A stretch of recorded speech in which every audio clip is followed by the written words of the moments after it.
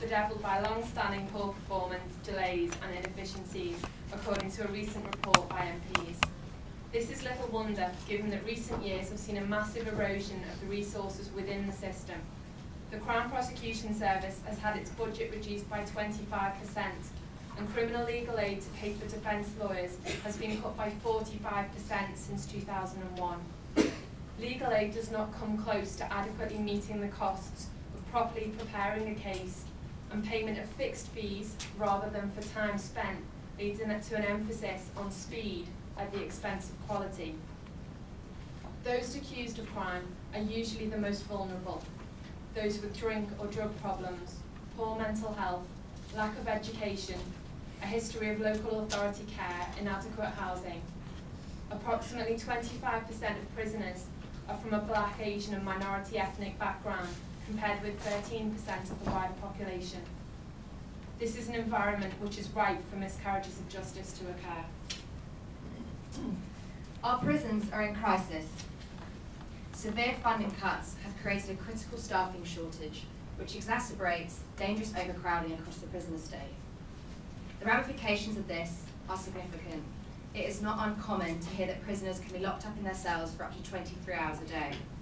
Drug use is rife, and substance misuse continues to be a chronic problem.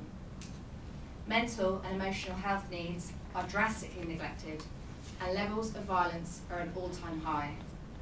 This environment compounds the abuse and trauma that most prisoners have experienced in their lives, and it's clear to see that prison keeps people stuck in a cycle of crime.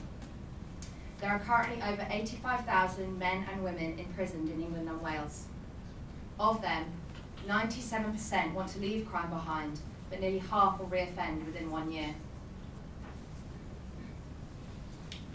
It doesn't get easier on the outside. We've got our own £13 billion problem, and that's reoffending. It's indicative of a completely flawed system. It's broken, and it needs to be fixed. Right now, 50% of people that walk out of prison are going to return within 12 months. That's the reality we face. That's currently the reality that's accepted. Essentially, that's the status quo of the criminal justice system. Working Chance refuse to accept that. We don't think that's good enough. We are fighting, essentially, to break that status quo. How we do this is by saying no to the systems, no to the programs that are in place. I actually have my nephew around this Sunday. He's 3 years old, and we had one of those little games where you've got blocks. You've got a circle block, a square block, a star block, and it took him 10 minutes. 10 minutes to solve what, for me, is one of the most fundamental problems in the prison system. We label people. Once you're an offender, once you're an ex-offender, that's your title. You are a square peg, and you're being stuffed through a square hole. And there are different pegs. There are triangles, there are circles, there are stars. Right now, the problem that people have getting back into work is everyone thinks the solution is a program. Everyone thinks once you're an ex-offender, you can't have skills. You can't add value to a company, so you can stack shelves, or you can bake sausage rolls in Greggs. Working Chance say no to that. We don't do programs, we do individuals. We take a commercial recruitment approach. We say, if you're a graduate, you've got these skills, we will find you the job that matches your abilities.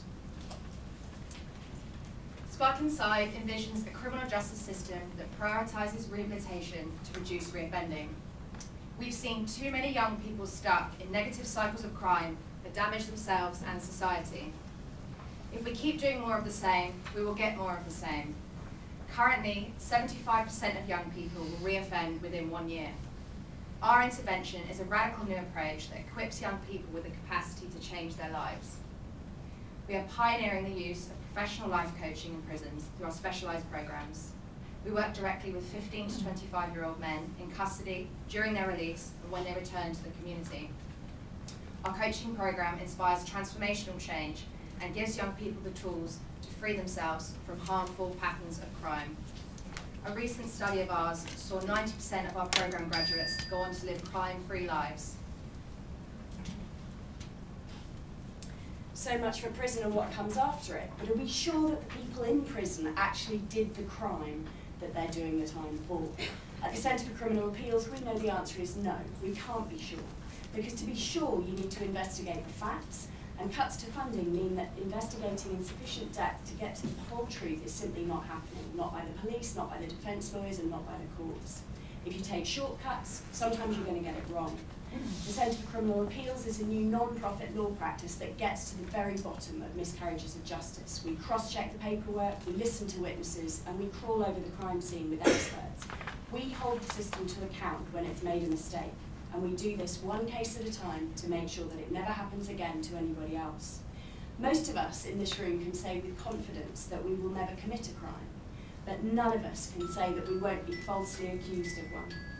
How many people are in prison for crimes they didn't commit? Fund us and find out. You judge a society by how it treats those in its prisons. We're the criminal justice group here. Help us. Britain can do better.